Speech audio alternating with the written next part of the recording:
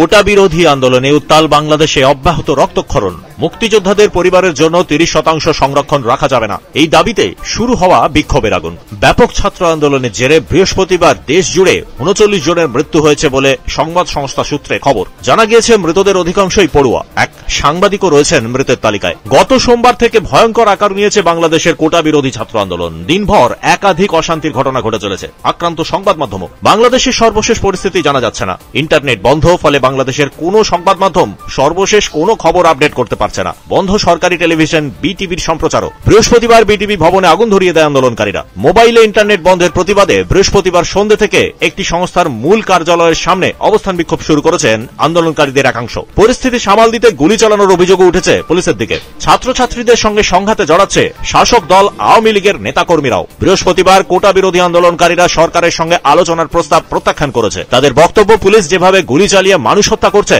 তারপর আর সরকারের সঙ্গে আলোচনায় বসার কোনো সুযোগ নেই। আমরা সকালেই সবাই আসছি, আসার পর থেকেই আমাদের উপর পুলিশ এবং ছাত্রলীগ সকালবেলায় ল্যাব-8-এর কাছেই অনেক আক্রমণ করছে। আমাদের অলরেডি আমার সামনেই আমাদের 2 জন গুলিবিদ্ধ হয়েছে। আমরা হসপিটালে ভর্তি করাইছি। ওইখান থেকে আমাদেরকে ধাওয়া দিয়ে এখান পর্যন্ত আনছে। আমরা এখন বর্তমানে এখানেই আছি। আমার মায়ের রক্ত, আমার বোনের রক্ত। আমাদের দাবি হলো এই যে আমাদের যে ভাই আপুদের যে মারা হয়েছে সেটা বিচার করা হোক, এবং প্রধানমন্ত্রী যেমন একটা নগণ্য একটা কথা বলছে, আমাদের রাজাকার বলছে, সে তার জন্য তার কাছে আমরা ক্ষমা চাই। সে যাতে আমাদের কাছে ক্ষমা প্রার্থনা করে। সে সরকার প্রধান হিসাবে একটা দেশের যে প্রতিনিধিত্ব করে, সে কিভাবে আমাদের ছাত্র সমাজকে এরকম একটা নোংরা কথা বলতে পারে? তার ক্ষমা আমাদের কাছে চাইতে হবে।